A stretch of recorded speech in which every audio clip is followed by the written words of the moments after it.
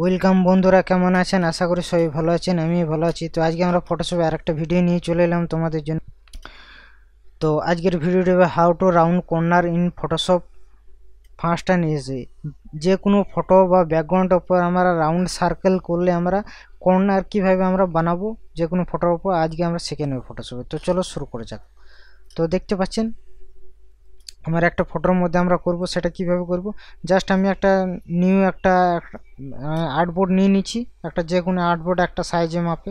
So দেখতে পাচ্ছেন এই সাইজে মাপে নেওয়ার পর আমরা কি করব, এখান থেকে জাস্ট আমরা এখানে একটা অপশান আছে রাউন্ড রাউন্ড রেক্টেঙ্গুলার টুল, এখানে অপশান আছে। তো এখানে জাস্ট আমি এই টুলটা দিয়ে আমি জাস্ট একটা রাউন্ডের মধ্যে করে দিলাম।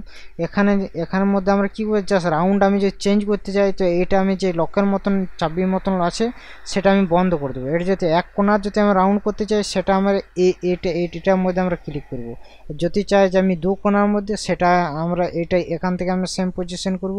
আমরা যদি চাই যে সব কোণা একই সঙ্গে যদি আমার কর্নার হবে, সেক্ষেত্রে আমরা এটা এরকম হবে, সেক্ষেত্রে আমাদের এরকম। তো জাস্ট আমি আর এটা জাস্ট এখান থেকেও করতে পারেন, 100 করে দিলাম, এখান থেকে 100 পিক্সেল করে দিলাম এটাকে। তো এখানের মধ্যে সবগুলোই কিন্তু আমাদের একসাথে কিন্তু কর্নার হবে। সো দেখতে পাচ্ছেন এখানের মধ্যে এটা সিলেক্ট করে দিলাম, এটা 100 করে দিলাম, এটাও 100 করে দিলাম। তো দেখতে পাচ্ছেন এটা এটা সরি এটা আমাদের এটা 100 করে দিলাম আর এটাকেও 100 করে দিলাম। যদি না হয় তাহলে কি করবেন, এটা তো এখান থেকে আবার আমি টাইপিং করব, এটা রাউন্ড রেক্টেঙ্গুলার নিয়ে নেবো এখান থেকে। সো দেখতে পাচ্ছেন এ সব সিলেক্ট আছে, এখান থেকে জাস্ট আমরা কি করবো, এখান থেকে একটা বাড়ালে একটা বাড়বে আর বাকিগুলো সব বাড়ালে সব বাড়বে। এটা দেখতে পাচ্ছেন এটা সব সেটিং করে নিয়েছি আমি। এটা লক লাগালে কিন্তু একসাথে সবগুলো আমার কিন্তু এটা রাউন্ড কর্নার হবে। সো দেখতে পাচ্ছেন রাউন্ড কর্নার হবে। আর যদি চাই যে আমি একটা কর্নার আমি ঘুরিয়ে দেবো, সেটা কীভাবে করবো, যদি আমি এই লকের বাটনটা আমি বন্ধ করবো এখান থেকে। তো দেখতে পাচ্ছেন এখানে বক্সটা যেটা ছিল, বক্সটা আমার কিন্তু অটোমেটিকলি বন্ধ হয়ে গেছে। এটা আমি চাই যে একটা কর্নার করব, তো এখানে জাস্ট 50% করে দিলাম, 50 পিক্সেল, তো অটোমেটিকলি আমার কিন্তু হয়ে যাবে। এটার মধ্যে হচ্ছে না, তো আমি আবার কি করব, এটা ওকে করে দিলে দেখতে পাচ্ছেন অটোমেটিকলি চলে আসছে। এটার মধ্যে আবার যদি আমি করতে চাই, তো এখানের মধ্যে জাস্ট এটা উপর ক্লিক করব রাউন্ড রেক্টেঙ্গুলার, এটার মধ্যে জাস্ট আমি আরেকটা টাইপিং করব এখান থেকে। সো দেখতে পাচ্ছেন তো এটার মধ্যে যদি চাই যে আমি এটা 50% করবো, এই লকের বাটনটা এটা দেওয়ার পর এইগুলো সব 50% টাইপিং করবো, তো অটোমেটিকলি সবগুলোতে আমার কিন্তু 50% হয়ে যাবে। সো দেখতে পাচ্ছেন এরপর আমরা ফটোর মধ্যে আমরা এটা কিভাবে আমরা ঢুকিয়ে দেবো, তো সেটা আমরা দেখিয়ে দিচ্ছি। জাস্ট এটার মধ্যে আমি টেনে দিলাম, অলরেডি জাস্ট ছোটো করে দিলাম। এই দুটোকে আমরা কী করবো, জাস্ট সিলেক্ট করে কন্ট্রোল-T দেওয়ার পর জাস্ট উপর রেখে দিলাম আর এটাকে জাস্ট সাইজের মধ্যে বড়ো করে দিলাম অলরেডি। সো ডান ওকে। এরপর আমার জাস্ট একটা ইমেজ অলরেডি আমার ডাউনলোড করা আছে, এখান থেকে মাই ডাউনলোডে যাবো এখান থেকে।